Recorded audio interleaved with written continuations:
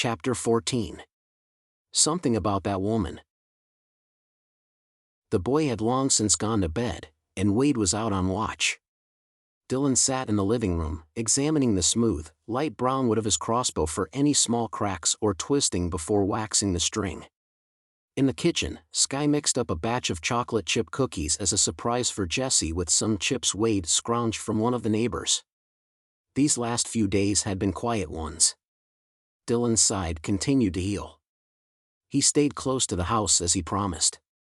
He was eager to be well enough to get back to his routine and smart enough to know he wasn't ready yet. The days restricted to the cabin brought him into closer contact with Skye, and the feelings he tried to tamp down stirred stronger in him. Dylan ducked his head as he glanced at Skye. Something about the woman drew him back again and again. Dylan frowned and turned his attention back to his bow, determined to ignore her. It was nothing. They were cooped up in this tiny place was all. Sure, they talked a lot. But she was right here if he wanted to talk. And her, well, she yammered on all kinds of nonsense he couldn't get away from. Dylan smiled, remembering some of her earlier nonsense. It's not all that bad. The light clang of metal bowls made Dylan, almost unwillingly, glanced her way again. Most of Skye's chestnut brown hair lay in a long, low ponytail that lightly skimmed her back as she moved. Thin tendrils drifted against her neck and cheeks as she reached into an upper cupboard for some forgotten item.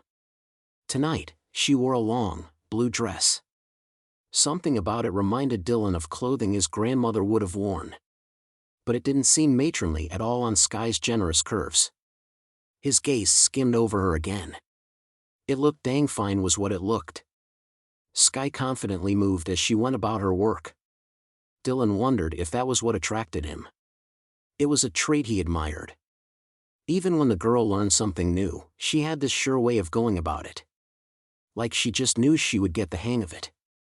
When Dylan first brought Skye to his cabin, he thought her confidence only a part of her unwillingness to acknowledge what went on around her. And Lord knew she liked to ignore troubles.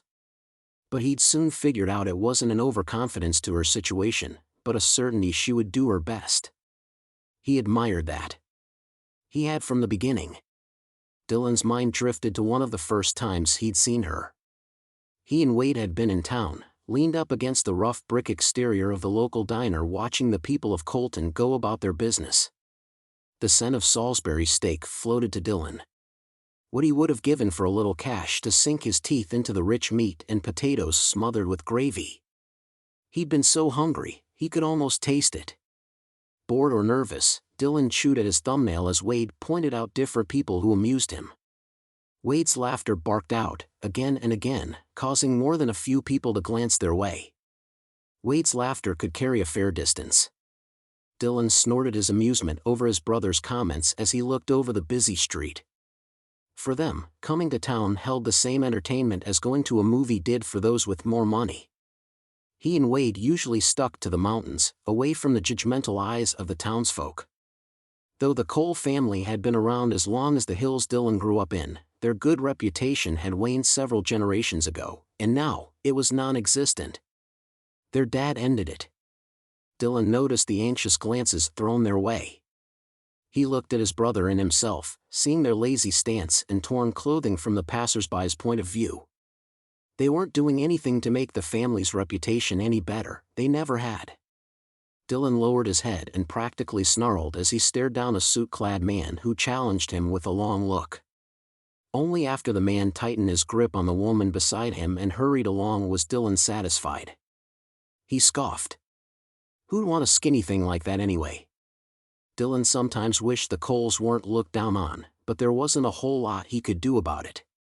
Colton branded Dylan and Wade troublemakers long ago, and it wasn't likely to change anytime soon. Only on the mountain did the world make any sense to them. There, they found freedom from petty laws they barely understood and a community that understood them. Still, they needed to come down for supplies now and again, which was last week. This week they came about the sickness. Word on the mountain was that there was one almighty flu fanning out across the area, and it had the brothers curious. Now they were here, there was no doubt the rumors were true.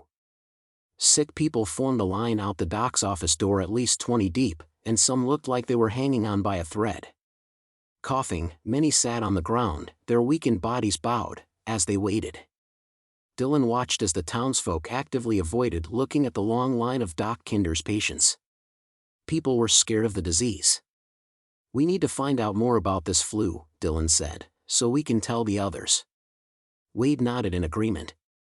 It was then, the door to the coffee shop on the other side of the street burst open. Dylan pushed himself straighter against the wall. It was her. Skye didn't see him, but his eyes tracked her as she tapped her way down the sidewalk. Dylan didn't know what drew him. She wasn't the type of woman that usually caught his eye.